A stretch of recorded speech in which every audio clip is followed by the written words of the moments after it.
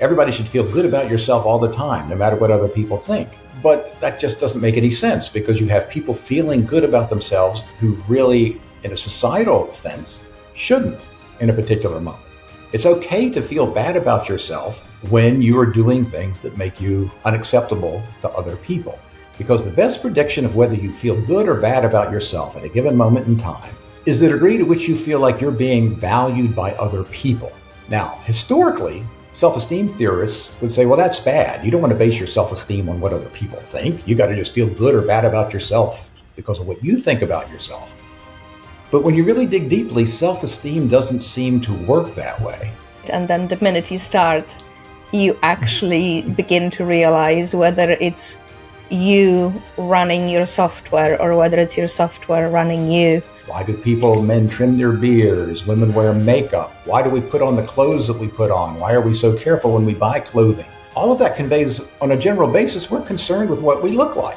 You can do whatever you put your mind to. No, you never could. You titled one of your books, The Curse of the Self. Can you lay some foundations and key concepts around that idea and explain what that curse of self is? Sure. Historically, psychologists have emphasized the importance of thinking about yourself a lot, that self-awareness is important and self-reflection is important. We need to figure out who we are and what our identity is and think about ourselves all the time in order to make good decisions. And of course, thinking about yourself is important. To live a successful life, you have to really figure things out. But we can overdo it. We can think about ourselves when it's not useful. We can think about ourselves in ways that actually harm us and make us miserable without helping us get along in life any better. We can agonize about things that happened long ago in the past that we can't undo. We can worry about things far in the future we can't do anything about. And so the curse of the self is our overuse of this human capacity we have to think consciously about ourselves. Other animals can't do all of the thinking about themselves in sophisticated ways that we do. It's very beneficial to us. That's how we've created the civilization we've created, but it also can make us really miserable, and it can also make us act badly. So there's a curse hidden in our own ability to self-reflect.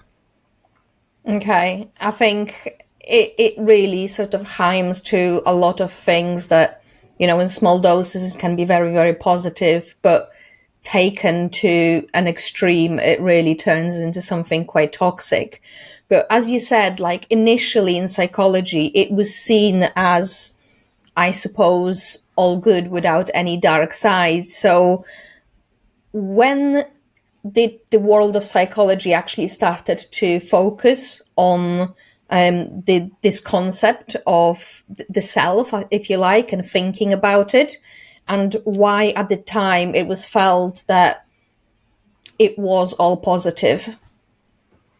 The topic of self and identity and our capacity to think about ourselves has been part of psychology since psychology began in the late 1800s. People were writing about this capacity for self-awareness that human beings have because they recognized this was important. This is what makes us different from every other species, is we can think consciously and deliberately about ourselves and use those thoughts to help guide our behavior. I don't know why we emphasized the positive side so heavily for years. It finally began to turn around in the 1990s, and that's when I really began to think about it in this way. And I think it had somewhat to do with the influence of Eastern approaches in American society. As people began to meditate, people began to practice mindfulness. Of course, one of the themes behind those practices is you're thinking about yourself too much. We need to quiet down all of that chatter in your brain and get you stabilized. And that got me to thinking when I first learned to meditate in the mid-90s, my personal self-thoughts are sometimes messing me up. I don't want to turn them off. We've got to be able to think about it, but I want to control them a little better. So that led me to start thinking about the problems of self-awareness and to write the book that I called The Curse of the Self. Mm-hmm. I think it's interesting because mindfulness seems so easy, right? And then the minute you start, you actually begin to realize whether it's you running your software or whether it's your software running you. And quite often the answer to that question is not necessarily comfortable for us to admit. Yes, when I first started meditating, at the time I started in the mid 90s. I mean, today you see mindfulness everywhere. You can't check out of a supermarket without seeing magazines about mindfulness. In the 1990s, people weren't meditating. The only people I knew who were meditating were sort of strange people. And so I wasn't familiar with types. it. Hippie types, exactly. And I had this stereotype that was not at all accurate or fair about people who meditated. But I started because I saw this ad posted at a community life enrichment center for lowering anxiety and stress. And I was in my mid-career. I had a couple little kids. I was working real hard. I thought, hey, if I can lower some of my stress, this'll be a good thing. But when I started learning to meditate, I had exactly the experience you just described. I thought, oh my gosh, is everybody like this? Am I crazy? How come I can't turn this off? I had no idea that my mind was running along so wildly. And I was fascinated by it. And it helped me to quiet that down a little bit, which again is why I started studying the curse of the self. I wonder, just going back to sort of the initial positive spin that was put on the sort of thinking about self, and I wonder whether the fact that the living conditions for just centuries and centuries were tough on pretty much everyone across the world, and I think people didn't have as much spare time as we do nowadays to have the luxury of time for a free thought. I would guesstimate that people were just too consumed with staying warm, staying hydrated, and staying satiated. That we just didn't have the time to obsess that much. I think that's a great point. I have not heard that mentioned before. I think that's a really, really good idea. We didn't have as much time to think about ourselves because we had to be out plowing the fields and milking the cows and taking care of our families. And on top of that, I think life was less complicated. If you were living in a little village of 80 people, all of whom you had known since birth, and you knew your roles and responsibilities, and you didn't have a good view of the outside world, you had less things to think about, fewer people to compare yourself to, for example. But then as we got into the 20th century with radio and television and then the internet, more and more we began to have more complex things to think about. The world was more complex outside our little village than we thought it was. So we had more time to think about it and we had more things to think about. So is there a consensus around the Goldilocks zone when it comes to the thinking about self? Because clearly you're pointing to the fact that there are necessary aspects of it. We couldn't function without it. But then there is also a curse that comes with it. So what do we know about that sort of happy-go-lucky zone in the middle? Yes, I think everybody agrees now. There is a Goldilocks zone. There's an optimal balance in there somewhere. And ideally, that's what we should try to achieve. I think there's also a consensus that no matter how hard we try as individuals, we're almost always going to err on the side of thinking about ourselves too much. We hear people all the time saying, I wish I could turn off my brain. I wish I didn't think about myself too much. You never hear somebody say, oh, I wish I could think about myself more. I can't think about myself enough. We're always leaning in the direction of too much self-thought, right? So there's an ideal place there, but we may never find it because of the way the human brain evolved, the way the human brain works. And I don't think there's any consensus of exactly how much you should think about yourself. My own view is you should be thinking about yourself primarily only when necessary. If you don't need to be thinking about yourself consciously at the moment, go about your life, interact with other people. Yes, you're going to get tuned in to things about yourself from time to time. But you don't have to think about what happened to you 20 years ago or about that thing you need to do 6 months from now that you're just worrying about but can't really prepare for. Let's not waste all of that thinking. Let's focus on what's going on right now. Is the bias towards overthinking the same the same sort of evolutionary response that happens when we get stressed. So previously, for example, with the stress, it used to be short, sweet, and simple, and we used to recover quite quickly. Now we tend to live in a world where we are sort of, our stress system is essentially triggered all the time, to the point where we can't seem to sort of get down to the happy equilibrium. So the evolutionary reason for that negativity bias, or sort of the bias towards overthinking, is that just linked to survival?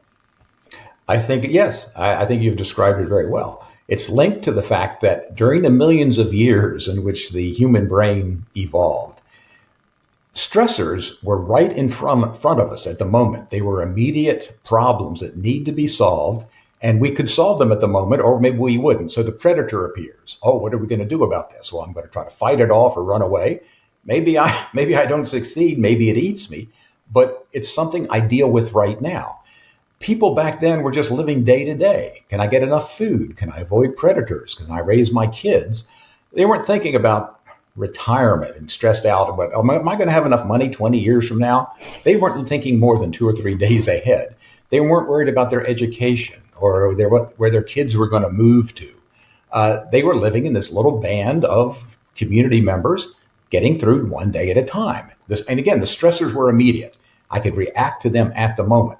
I wouldn't lie awake at night and think about, what am I going to do 6 months from now? We lie awake and think about what we're going to do 6 months from now. So we compound our stressors. We have stressors every day we have to confront. We actually handle those stressors better. I got a stressor. Oh, I have a flat tire. Oh, yeah, that's stressful. But I can do something about it. But most of the things I personally worry about, I can't do anything about today. So you're absolutely right. The brain was not designed to think about ourselves as much as we do. It was designed to think about ourselves in little spurts when we needed to. Oh, where should I hide from this predator? And then not worry about it anymore, because you either deal with the situation or you don't. But our brains are just running rampant. Okay. So let's sort of turn to the sort of the curse of the self as such. I've heard Jordan Peterson talk a lot about the sort of programs in school that tell the youth, and from very early sort of years, to focus on the feelings at all times. Like, how did it feel? How are you feeling at the time? Can you try and sort of walk us through potential sort of Goldilocks zone? Because clearly it was introduced to help, but I wonder sometimes whether some of the traits that we see in young people now, that they're perhaps a bit more neurotic than the past generations, easily triggered by concepts, by conversation, by words, for example, whether that overthinking about your own comfort, whether that was the price that we paid for that sort of happy-go-lucky, feel-good emotions that we are trying to promote in schools. Yes, I think so. And let's start by thinking about what's the purpose of emotions to begin with. Why do we have all of the emotions, both good and bad, that we have? They evolved as signals to us that something needed to have attention paid to it, that we could respond to.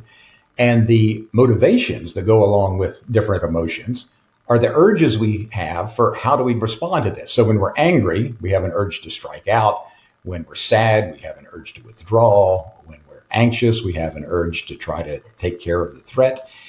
And we should pay attention to those feelings when they arise, because they help guide us in terms of, well, what is really going on and how am I reacting to it? But if there's not an immediate situation that requires a response, then the feelings, just like the self-thoughts, aren't really helpful.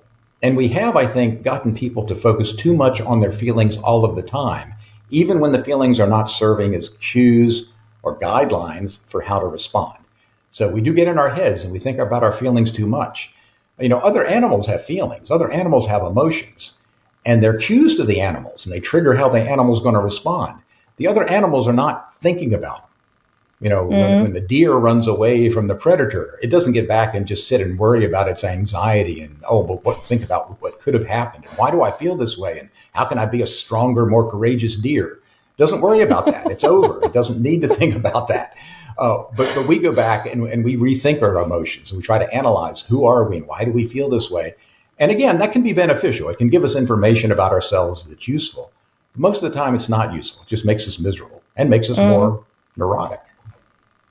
So then are emotions in service of our actions, of helping us meet our goals, whether it's, hunting that rabbit that is running away from you or getting the apple from the top of the tree? Is that the actual purpose of the emotions? The emotions are to alert us to the good things so that we will approach them and find out how can we actually, I see that food over there. I have a good feeling about that. I need to go get some more food. Or to help steer us away from things that may harm us, whether they're physical threats or social threats or problems in our relationships or dangerous things. Again, they're signals. It's information. It's like our brain holds up a red sign that says, stop for a minute. You got a problem here that needs to be figured out. And what the emotions allow us to do is they allow us to go through life without really thinking that much about potential problems until the problem's right in front of us. And then the sign comes up and you get the surge of emotion and you try to decide how to respond. Now, again, there's nothing wrong with having emotions thinking about the future. I have a big decision to make that I'm worried about should I do this or that 3 weeks from now? Well, yeah, go ahead and think about it to try to figure it out. But only if the emotion is beneficial. And if it's not, then you need to find some way to be able to pull back on it and not experience bad emotions for no reason. And think how much, I think in my own mind, how much happier would I be if I could eliminate all negative emotions that weren't beneficial? It would improve my happiness by 85% probably. I don't know. But none of us can quite do that. But those of us who can do it a little bit, people have sometimes said, well, after you learn to meditate, how much happier were you? I don't know, but I was probably 15% less unhappy. Because I was able to control a few of those negative thoughts that created the anxiety and the sadness and the regret that wasn't beneficial. I'm not going to get rid of the curse of the self, but we can tame it down a little bit. Yeah. So in terms of the containment of it, as you were talking about it, what I was almost imagining was the graph that goes up and down. And I suppose the really strong emotions such as, anger, disappointment or fear, they really sort of spike and take us quite away from the certain curve. And the one thing that meditation or mindfulness in as a general idea helped me to do was to probably just smooth these peaks. So if I did get angry, I wouldn't get as angry. And just in general, my daily running average was more stable. Not that it would ever stop the fear as such. So we know that mindfulness, for example, can be helpful. Are there any other tools that people can utilize? And this is sort of part of what mindfulness does. But even if you don't practice mindfulness in a formal way, you haven't been trained in mindfulness, just being aware of the times in which your thoughts are running wild and creating negative emotions. I mean, that's sort of what mindfulness is. But some people might say, well, I don't want to learn mindfulness. I don't want to begin to meditate, for example. I think just being aware of it, you begin to sort of catch yourself and say, well, I don't need to worry about that. That's not a big deal. And you can sometimes just talk yourself out of it. Sometimes we jump on the emotion bandwagon, it's taking off, and we're on the train of emotions, and all of a sudden we realize, well, we don't have to be on this train. I'll just get off. It doesn't matter, and you just get off it. And that's hard to do in many cases, but in some cases you can just say, well, why am I upset about this? A good example is when we're concerned with what other people are thinking about us. It's very natural, of course, to want to make good impressions on other people. It's important. You've got to be concerned to some extent, or everybody's going to hate you if you don't worry about what other people think. But sometimes you realize, oh, that person didn't seem to like what I said there. But then you catch yourself say, well, I don't care. I had a case when I was in Switzerland in a grocery store, and I tried to make a funny comment to the person at the checkout clerk at the checkout stand, and she sort of looked at me like I was a complete idiot. And I don't know if it was a cultural difference or whatever. And I walked out of the store, and I sort of had some sort of like hurt feelings, like, oh man, I really made a fool out of myself in there. But then the voice came into my head and said, well, who cares? You're never going to see this person again. It doesn't make any difference. And, oh, okay. And I just dropped it and went on. So I'm just suggesting that people, if they're attentive, they can begin to distinguish between the thoughts and the emotions that matter and that are useful, and the self-thoughts and the emotions that are just aggravating and unhappy, but don't really do anything. And sometimes when you realize that, you're mature enough and conscious enough to say, well, why am I upset about this? I'm going to drop it. Now, sometimes you can't do that, but if you can cut out maybe 10% of those unhappy moments. Yeah. It's funny that to fix you overthinking, you kind of need to think more, but it's almost like you need to think in a more, God, what's the word that I want to use? Not authoritative, but in a more focused way. Like, I'm actually going to talk myself out of this because I know that this is an absolute BS that I'm running in my head. Yes. And I sort of wonder that I think as well, another thing that might help for some people that are really, really not into meditating is to just do something that you love, because you tend to focus on it really intently. So whether you are, a runner, or whether you love horse riding or something like that, if you're doing something that you really love, you're not thinking about other stuff, but you're just so engrossed in doing it that I suppose it gives your brain a little bit of the break. It's just the case whether after the activity finishes, whether you can still sort of talk yourself out of it, or have a quiet word with yourself about whatever, the narrative is going on in your head. And we all have those things that we enjoy, our hobbies, our interests, again, running or horse riding or playing music or whatever it is. And sometimes what we don't realize, why are you enjoying that thing? Well, part of it is you enjoy the running or the horseback riding or the music or whatever. Part of it is it's turning off those thoughts. You are getting a reprieve from those negative thoughts. You're sort of in a flow state. So part of the attraction of things that you enjoy doing is a hobby.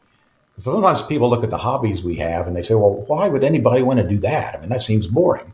Because if I like doing it, I'm absorbed in it, and I am, in a sense, meditating.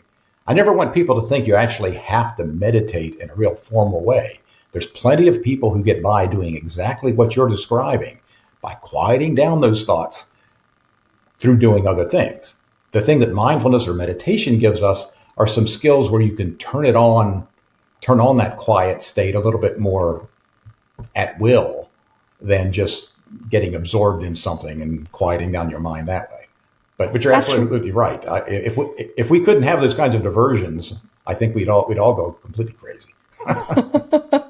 That's really interesting. I never thought about it like that. I never thought about how our hobbies and the reason why we like them is actually because it gives us a rest from our internal gremlins, essentially, that are like incessantly yapping at the back of our heads.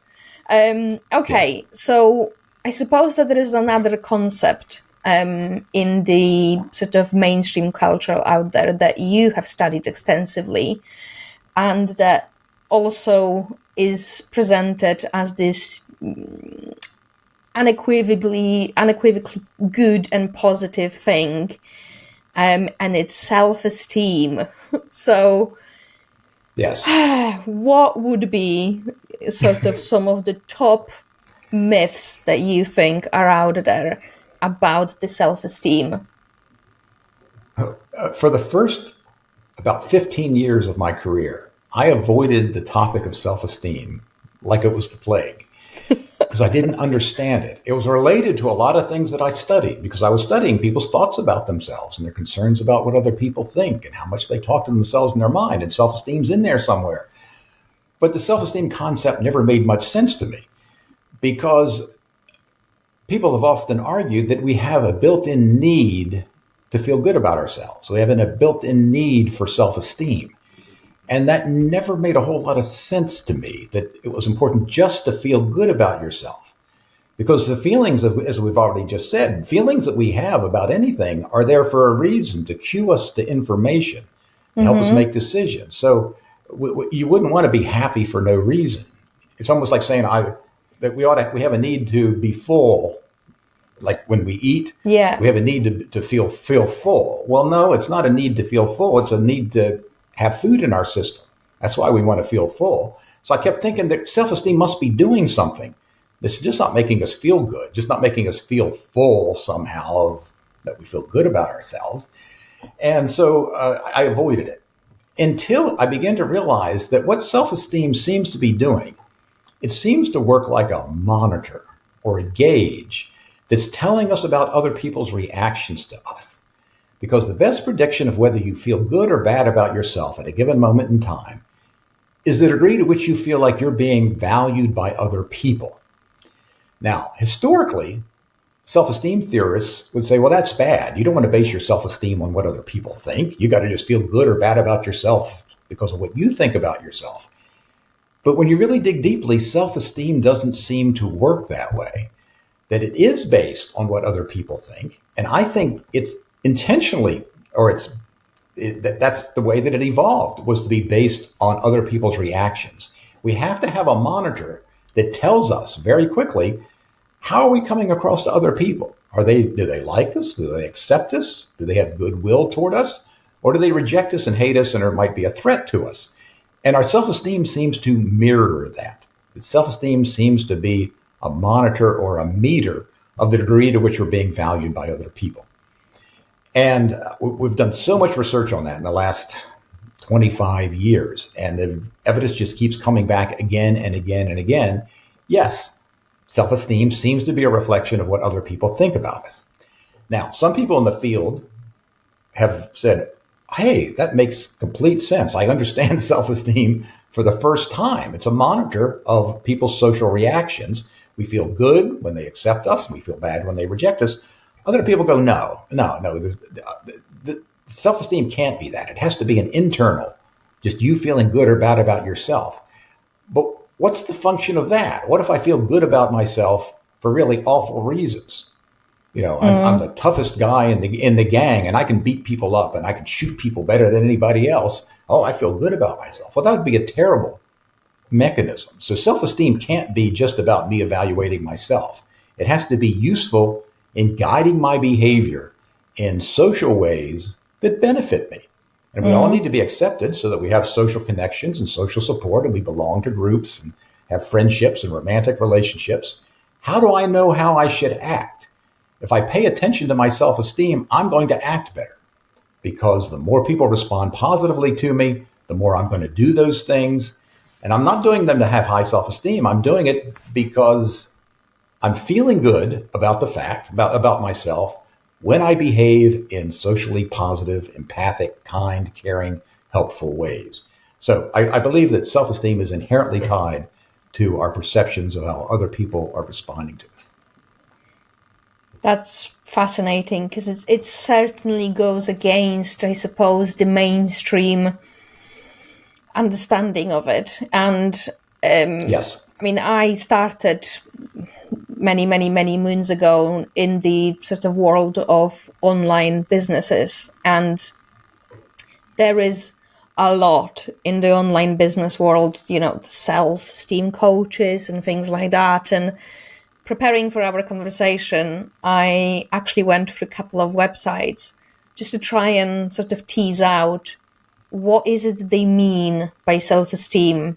And the best that I can sort of alchemize the messages from 5 or 6 websites that I've looked at is essentially feeling good about yourself, full stop. There is no the other half of depending on the situation. And I think it's that depending on the situation really changes not only what it does, but then only how we should apply it. Because at the end of the day, we are social creature. We haven't evolved to live all by ourselves. We just wouldn't be able to survive. So I suppose that mechanism of not measuring how we are, I suppose, the mechanism of measuring how we fit within the society or community that we live in is actually tied to our survival. So that would be a neater way of explaining the self-esteem. Because like you say, it doesn't work as just feeling good about yourself. Because if you've been, a little prick to your husband or wife or, to your kid, or if you're starving because, I don't know, your car is broken, your fridge is broken, sitting there and feeling good about yourself really isn't going to do much at the time. Like, it's not a good time to feel good about yourself perhaps. So, and there's so many programs have been developed for kids in particular that let's raise everybody's self-esteem. Everybody should feel good about yourself all the time, no matter what other people think. But that just doesn't make any sense, because you have people feeling good about themselves who really, in a societal sense, shouldn't in a particular moment. It's okay to feel bad about yourself when you are doing things that make you unacceptable to other people. So to act like we all should feel good about ourselves no matter what, which is what a lot of those coaches say, doesn't make a bit of sense to me. Now, some of those self-esteem coaches really have a very even-handed view of it. They may not think about it the way that I do, but when you look at what they actually do to help people raise their self-esteem, they're actually doing things that are consistent with what I'm saying. They have people analyze, well, why do you think your self-esteem's low? Well, it's because I don't have any friends. I don't have the job I want. Okay, well, what can we do to get the friends, to get the job you want? If you do that, your self-esteem is going to go up. You're going to feel more valued. So some of the coaches actually take exactly the right approach to analyze what is the problem that's keeping your self-esteem low, and let's go in and try to fix that problem. Not try to just elevate your self-esteem and make you feel good no matter what. Yeah, it's almost trying to give you tools to override your natural signaling, sort of the internal signaling system that is there for a reason. Okay, so if we've got this signaling system essentially that tells us, oi, Kat, oi, Mark, you are being a little unkind recently because you're losing friends left, right, and center, for example. So if that system is starting to tell us essentially that, we are not doing that well in the community, I think part of the reason why perhaps people don't like to maybe link that with the self-esteem is because it feels a little bit oppressive. Like, it feels like we need to care about what people think. And there are so many people that say, oh, don't care. You shouldn't care about what they think. And there is a grain of truth in that, because again, we can overdo it, but not doing it altogether really isn't an option either. So again, let's go back to that sort of Goldilocks zone when it comes to the self-esteem. What can you draw, sort of what tools or perhaps advice can you give us about the Goldilocks zone when it comes to self-esteem? Yes, I mean, the idea of another Goldilocks zone is right on target. Yes, we are often concerned about what other people think when we shouldn't be, when it's unnecessary or even harmful. And all of us have done things at times and behaved in ways to get other people to accept and like us that we shouldn't have done. I mean, we stepped over some kind of a boundary. So yes, we've all done it too much. We've also sometimes not paid enough attention, so we did or said things that we then felt fairly badly about ourselves for, because we did things that other people reacted negatively to, and you go, I shouldn't have done that. There is some kind of a sweet spot in the middle. And I think it's continuing to ask ourselves, first of all, does this person's opinion of me matter? Just like me in the store in Switzerland. I guess if you had measured my self-esteem, it would have fallen down there for a moment. Yeah. And I want to make sure your listeners understand, a lot of times we think about self-esteem, we think about a person has high self-esteem or low self-esteem. But in fact, we're fluctuating all the time.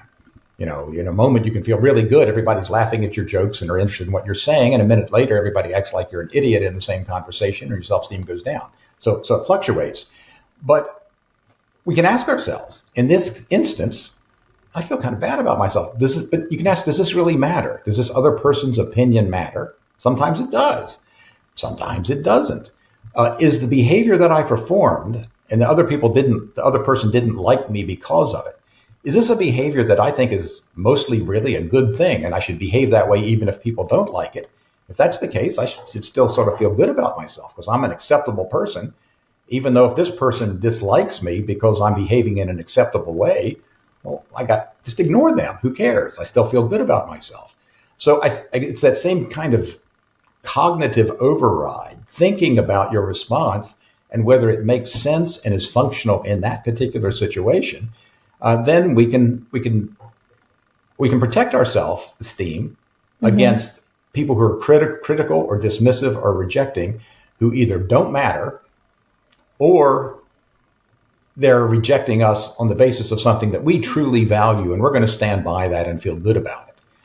Most of our interactions with other people are pretty mindless. We're just talking and saying and doing, and suddenly after we talk or say or do, we realize, oh, we shouldn't have done that. The reaction we got, oh, I shouldn't have said that to my partner. I feel bad about myself. Well, good. You ought to feel bad about yourself. Fix the problem, behave in an acceptable way, then you can feel good about yourself again. It's not a big deal to manage this self-esteem and use it to manage your behavior, but to manage your own reactions to it to make sure you're in that Goldilocks zone. That's okay. I think everything that we've been talking about for the last sort of 20 minutes when it comes to the self-esteem probably flies in the face of the extreme individualists sort of in the world that really think that it should be just you. It's all about, me, myself, and I. It's all about what I want. It's all about how I feel, and so on and so forth. And I suppose that in culture, there has been this drive towards the individualism, the fact that we should just care about what goes on in our world. But we haven't. It seems to fly against sort of our evolution as such. But I suppose that's right, because we're not wired that way. We're just not wired to be that self-focused. But then the self-esteem and that finding a way to live your life within a community then links to yet another subject that you've also studied. You've studied so many things, seriously, like your books as well. I've got no idea how you've ever found time to write them, because some of them are quite big as well. Is the impression management. So what is the impression management? This was the topic I originally started with in graduate school. And I'm a social psychologist by training, interested in the motivation and emotions that go along with our social interactions with other people. And I became interested in impression management. Some people call it self-presentation, which has to do with our concerns about what other people think of us. We have to be attuned to other people's opinions of us. We're all concerned from time to time with what other people think. Sometimes it's very important. If you go on a job interview, you better be concerned with the impression you're making, or you're not going to get the job. If you're going out with someone on a date for the first time, you're always going to be concerned with, I don't want to make a bad impression. Now, that doesn't mean that you're going to go and lie about yourself necessarily. It doesn't mean it's deceitful. It means you are going to regulate your behavior in ways that put your best foot forward and make as good of an impression as possible. And that's part of almost every interaction. I mean, very rarely are we in a situation where we completely don't care what anybody thinks about us on any dimension. I just can't even imagine that in a situation, you could have a situation where you just completely didn't care about. I don't care what anybody thinks of me. My family, my friends, my partners, the strangers, the neighbors, anybody, I don't care what they think of me on this dimension. People tell themselves that. But I don't believe it really happens much. And as an aside, and this ties in with, people aren't aware often of the degree to which they care about what other people think. To go back to self-esteem for just a minute, we did a study, two studies, because you hear people say, I don't care what other people think. I'm not going to let people affect my self-esteem. I began to wonder, well, are there people like that who are otherwise normal, who really aren't affected? We did two studies where we pre-tested people on their beliefs about the degree to which their self-esteem was affected by being rejected or ignored or dismissed. So we had a very large sample of people, and we asked questions about how much are you affected when other people don't like you or are rejecting of you. Mm-hmm. And we got the people who scored highest on it, who says, yes, I'm always affected. Yeah, I'm very concerned with what other people think of me, and my self-esteem is affected when I feel rejected. And we got people on the other end who, across all of the items, completely denied and were adamant and said, no, my views of myself are never affected by what other people think of me. My self-esteem isn't affected. I march to my own drummer, and I'm not affected if other people reject or criticize or don't like me. So we took those two extreme groups with very diametrically opposed views of the impact of other people's judgments on them. We put them in an experimental situation where they interacted with some people and got negative feedback. And then we measured their emotions and we measured their self-esteem. That group who said they weren't affected at all were affected exactly the same amount as the people who said, yes, I'm strongly affected by what other people think of me. Now, I don't know whether the people who say, I don't care in the least what other people think and my self-esteem's not affected and I don't manage my impressions, I don't know if they really completely believe it, or they're just saying that because they think that's a valuable thing to say. They don't want to look like a conformist. They want to look like an individualist, maybe. I don't know what the answer is, but in those two studies, both of them showed that people who denied they were being affected by other people's evaluations and impressions were affected just as much, which I find fascinating. That suggests to me it's part of human nature. We're wired to be concerned with what other people think, because back in the day, during human evolution, if you didn't care what other members of your clan thought, they were going to kick you out of the group, and you were going to be out there in the middle of Africa by yourself with a sharp stick at night, and you weren't going to survive and reproduce. We are wired to be concerned with what other people think. The problem, as you said, is that we're often concerned when we shouldn't be, and we do things that we shouldn't do because of what we think. But it's almost always there. It is interesting, like as you were talking, I tend to be the person that will quite often say, like, I don't care what they think, or I don't care about what people think. But actually, as you were talking, I've had a little check-in with myself. It's not that I don't care what people think. I care what specific people think that perhaps are key in my life. So, for example, you know, this YouTube channel, this podcast, there are people out there that will listen to it and will think, oh, this has been absolutely terrible, blah, blah, blah. What is she talking about? I had some guests that we were discussing some potentially controversial subjects for some people. And reading, for example, some negative comments, it's not pleasant, but at the same time, I kind of look back at it and think, well, does it really matter? Because there is like million channels on YouTube, there are millions of podcasts. People can just find what they like, essentially. If they don't like this one, they can find another one. So it doesn't actually affect me in my life. What affects me is the sort of people in my sphere, people in my family, in my relationships.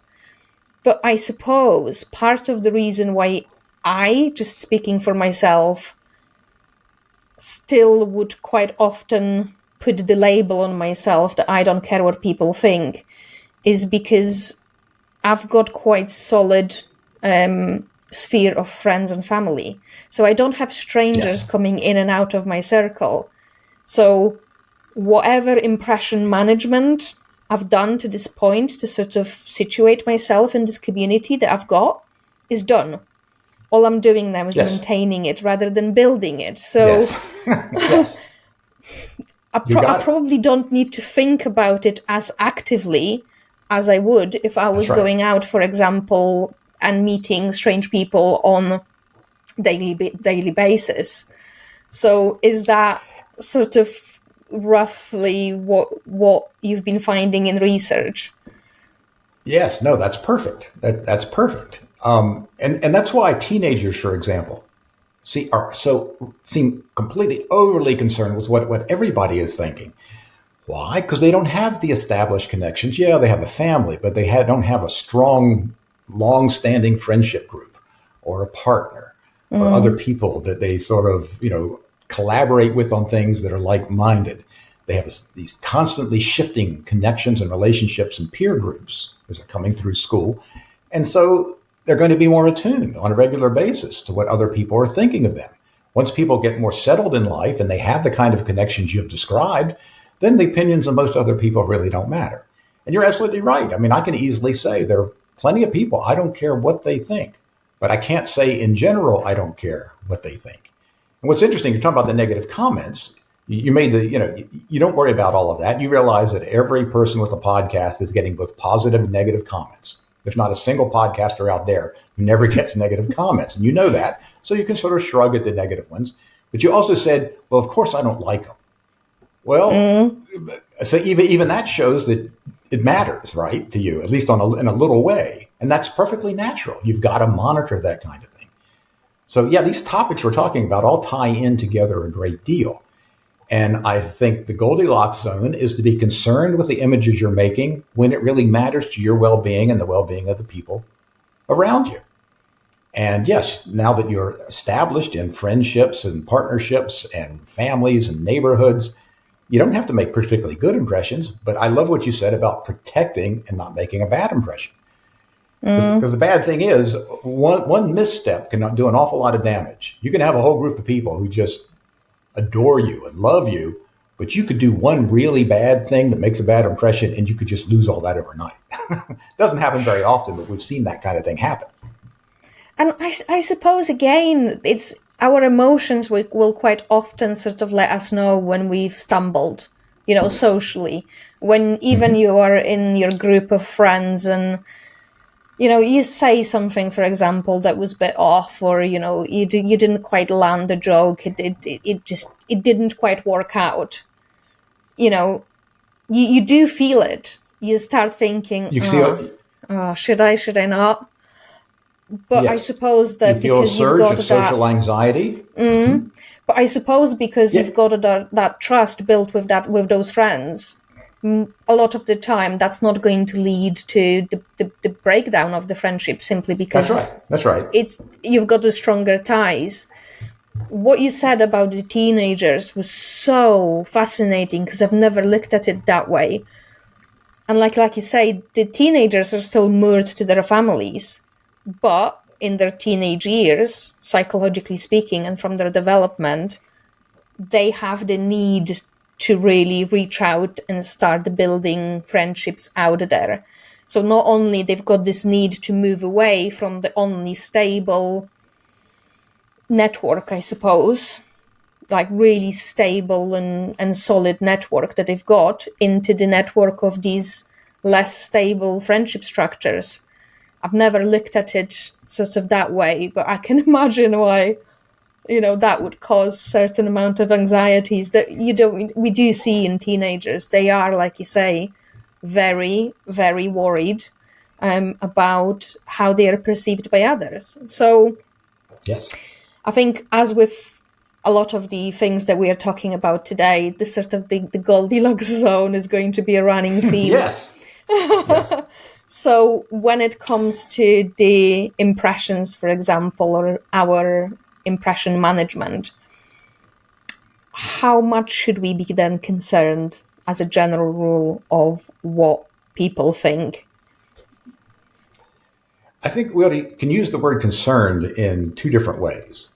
On one hand, I think we should almost always be concerned in the sense that we're monitoring it. It's not that we're worried about it. I wanted to make a distinction between, we always should be attuned to whether we said something that hurts somebody else's feelings and they're not going to like us because of it. Or we're at work and we did something that's going to jeopardize our job. The boss is unhappy. We need to be attuned to that or that's going to have negative consequences. So we should always have our antennas up, and I think we do. I mean, there's a lot of research showing how easily we pick up little cues from other people, that little look of disinterest or the slight scowl with somebody. We say something, they frown a little bit.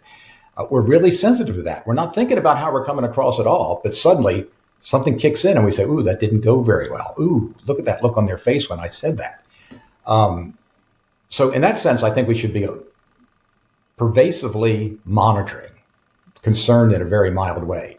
Seriously concerned, not very often, because we do have those supportive groups. But there are times in which it's very important. One of those times is the one you just mentioned, talking even to friends, where you do misstep. If you think about the emotions that warn us that we have done something that may jeopardize our connections with other people. Social anxiety is one. That's feelings of nervousness in a social situation. Getting up and giving a talk and feeling awkward and anxious, for example, that's the anxiety associated with it. I don't want to look bad in front of this group. I'm concerned about my image in this talk, in a performance setting or an athletic setting. I'm nervous. Why are you nervous? Because I don't want to look like an idiot. If we do look like an idiot, well, then embarrassment kicks in. We blush, or we apologize, change the topic. That's a warning. Guilt. What is guilt really? Well, we think of it as sort of a thing that keeps our moral behavior in line. It's really for our image. Have I done something that other people will consider to be unethical or immoral, for which they are going to devalue me, not want to associate with me? Oh, I don't want to do that. I got to be careful here.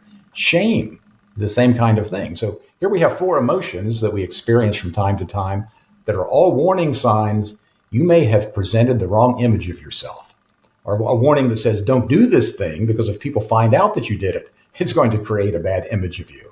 So we worry about how guilty we're going to feel if we do that bad thing and people catch us. So they keep our behavior in line, up the middle of the road. Doesn't mean that we don't make mistakes or we're not bad people. It just means there's a little something tapping us on the shoulder saying, hey, be careful here. You just look like an idiot. Okay, well, it's not a big deal. Won't worry about it too much. But it's just a little warning. It's just almost like a little tap, like tapping you back in line of, that's exactly socially acceptable behavior, I suppose. But I think interestingly enough as well, like it's not comfortable for us to admit that we care about what we look like in front of others, but if we are really going to try and pretend that we don't, then how the heck would we explain the fact that public speaking is number one fear? Like, over snakes, over death, over everything else. That's right. It's public speaking. That's what the research shows. That's right. And how would we also explain... I'm sorry. Go ahead. No, I was going to say... How would we explain why public... the most macho, confident men are still shaking it before doing their best man speech, and I've seen it happen. Oh, I have too. And it's all about my concerns with the impression I'm going to make. So that's a perfect example. So how do we explain that? How do we also explain the fact that virtually everybody combs their hair, for example, or people who shave, they shave. Why do you comb your hair? I can understand why you might take a shower or take a bath, because you get dirty. Think of all the cosmetic things people do. Why do men trim their beards? Women wear makeup. Why do we put on the clothes that we put on? Why are we so careful when we buy clothing? All of that conveys, on a general basis, we're concerned with what we look like. There's people who won't go out of the house with their hairs all messed up, or if they're, I'm not going to wear these clothes out. I'm going to have to get some new clothes. All that's impression management stuff. And again, on one hand, it seems really superficial. I understand that. Well, what's wrong with you? Who cares whether your hair is combed or not? On the other hand, we know it matters to other people. If we look like a slob, if we're really, really unattractive, if we're wearing clothes we've worn for 6 weeks at a time and we don't look good and we don't smell good, well, why does that bother us? I'm just being myself. Well, because people are going to avoid you. And you're not going to have any friends. You're not going to be invited to join groups because you're breaking social norms, and it just doesn't work. So again, I've had people argue, I don't care what other people think. And I look at them and they're just so clean cut and they got great clothes on and they're healthy and they worked out real hard at the gym this morning. Maybe some of that was for health, but a lot of that workout was to look better to other people. Yeah. And it's okay. I mean, that's other people react to us based on the impressions they have of us. That's all they have to go on, is that whatever impression they have of us.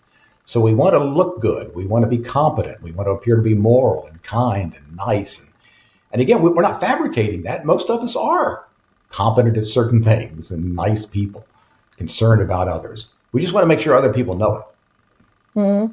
But I think whether we like it or not, these small things that we do, whether it comes down to clothes, makeup, our physique, because we can quite often, we can send a lot of messaging through our physique, for example. If you're really ripped, if you're really slim and muscular, people know that you must be quite determined, because Yes, you just couldn't get that physique any other way. So it communicates so much more than just, "Oi, I really look good in this." And whether we sure. like to admit it or not, there are probably things that we can link to other things. So, for example, if you are going out there and doing public speaking, right, making sure that you look nice might give you a little bit of the confidence boost. But why? Mm-hmm. It's because you know that it conveys certain amount of status just in this sort of the other signals that you present Yes. to the world.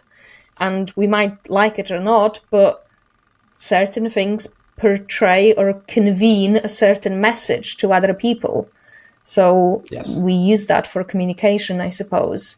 So when you started studying this, I suppose social media was not ubiquitous part of our life. How does all of this look like through the prism of social media? Because it must be screwing up our internal gauge a lot. Absolutely. And I think we can go back. Both of us have brought up evolutionary issues in terms of how the human brain evolved. And here I think it is really obvious what the problem is. Okay, for millions of years, human beings lived in small clans, 40 to 60 people, we think. Most of them you were related to, knew them all from birth. Those were the only people you had to be concerned with. They're the only ones you compared yourself to. And within that group, there was only a small number of your sex and age that were really good comparisons. There's only 4 or 5 other people you had to look and compare yourself to. All right, think about the social media thing now. Now we have access to millions and millions and millions of other people that we compare ourselves to, that if we're posting things online or we have a podcast or we have a YouTube channel, now we got millions of people who hopefully who are looking at us and commenting on it. And so now we are having to play to an audience of thousands or millions instead of 40 to 60 people. And we have to deal with all of the feedback we're getting from them. And we have to figure out, what image do I want to present to all of them? In my clan, there were only a few acceptable ways to be. We were all the same kind of people. But now I have to be concerned that if I present to this image online, well, then it's something controversial other people may dislike about me who have a different view than I do online. So yes, I think social media has made all of this worse, because now we're just comparing ourselves to the entire population of the earth almost, and worried about what they think, and we're reacting to them. And our brain was not designed to do that. I suppose previously in the old times, it was so much easier to really feel like you can be the best at something, because the pool of people that you were comparing yourself to just was so much smaller that you realistically or functionally you could be the best in the world that you had access to. Now you've got access to literally everyone. So Yes. Yeah. Unless you are Elon Musk, you will probably find someone that is better than you at something. That's right. I mean, this guy. I mean, sometimes I do wonder whether he's even human. Like the amount of work that he's sort of putting out there, I kind of think, well, does he ever sleep? But Yep. unless you're him and you can sort of give yourself a work ethic award, I'm not sure how. So how do we manage? How do we actually manage with the fact that we are never going to be the best at anything? Do we just recalibrate, or does it leave the permanent undercurrent of dissatisfaction in our life? Do we know that? No, we don't really know. And I sometimes think I'm amazed that we manage as well as we do. Given the way our brains were designed and how human beings have lived from the beginnings, even up until even 100 years ago, even before the TV and the radio, most people lived in small villages and towns, and they didn't put up with what we have to put up with. I'm amazed we cope as well as we do, because we were not designed to live in this particular environment. But how do we manage? I think it's a recalibration. I think it's becoming more realistic. Okay, none of us are going to be the best. Well, there is a best out there somewhere. We don't even know who that is. But who cares? Again, this is a recalibration that is consciously thinking about what difference does it make? I need to be good enough within my social circle and my job to be able to earn a living and to have a certain amount of respect and friendship from people. I don't want to be a complete total loser across the board. None of us do. But once you do that, maybe that's enough. Maybe that shouldn't be the purpose of life. We can kind of sort of recalibrate. How can we really have a high quality life amidst being bombarded by all these social comparisons and all of these demands and all of these things that we see online? Let's figure out how to have a high quality of life in spite of all of that. And some people do that well, I think, and some people don't.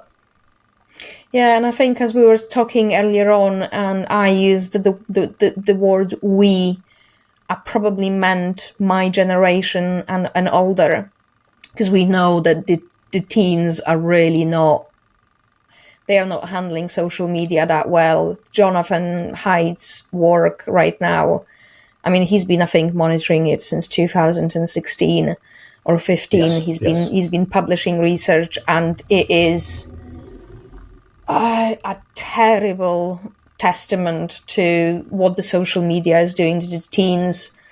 But it almost seems like for the generation that grew up largely without it, like it's still not perhaps good for our happiness levels, but we definitely managed it better than children who grew up on this stuff. And what came to me when you were talking was that almost like the message from this podcast is, it isn't this really glorious, call to arms, be the best in the business, be the best in knitting or whatever. It's more like just find your Goldilocks zone and be happy there. Or do you have this glorious call to action message? Well, I think maybe that's a glorious call to action. Find your way of living in this optimal space between the extremes that are being forced upon us. And that's where you're going to have the happiest, most high quality life.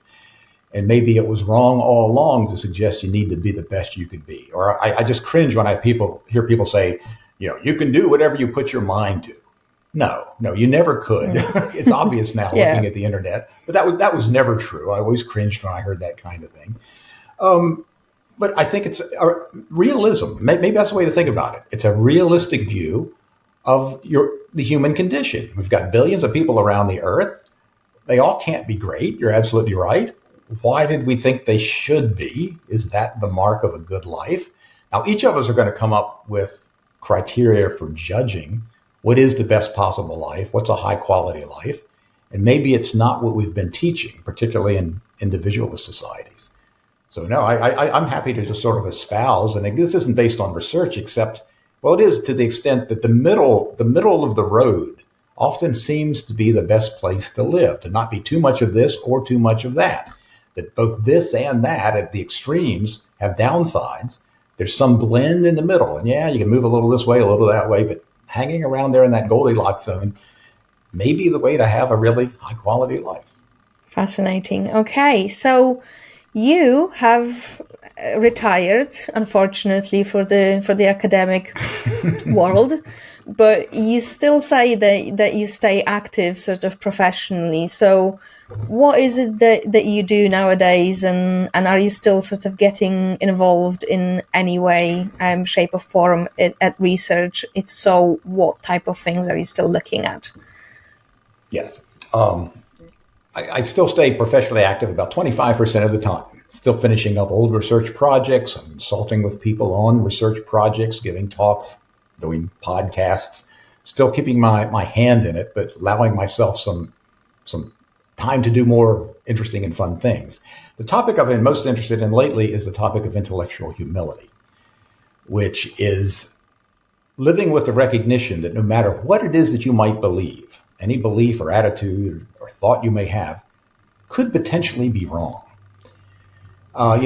We're all far more certain of what we believe than we probably should be, whether we're talking about political views or religious views or just facts about the world. There's plenty of research that show that people are overly confident in their knowledge and their understanding of things. And that creates a number of problems in terms of not having the right information and getting into arguments with other people. And you can see that in these political divides that we're living in.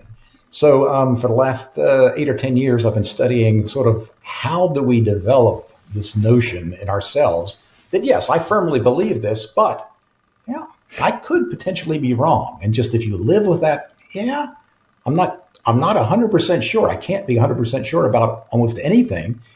It really changes the way you interact with people who disagree with you.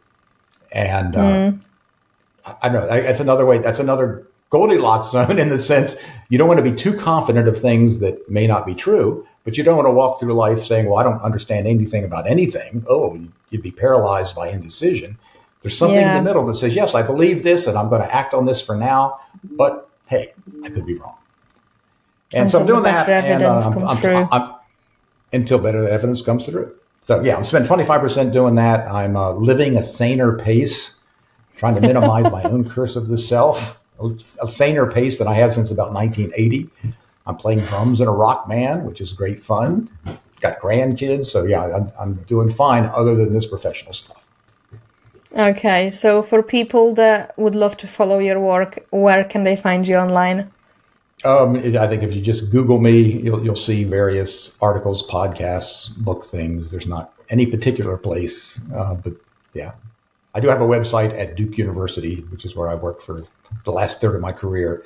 You can sort of see all of the different things I've done, and that will sort of lead you in various directions, depending on what part of this a person might be interested in. Thank you so much for your work, and thank you so much for this conversation. Ladies and gentlemen. Thank you, Kat. This has been fascinating. Thank you. I give you Mark Leary. Thank you for tuning in to Wisdom Rebellion. Before you go, if you enjoyed the conversation, please consider subscribing. It massively helps with keeping the show on the road so we can all build a wiser world together. And if you loved this video, you will also love this one. I'll see you there.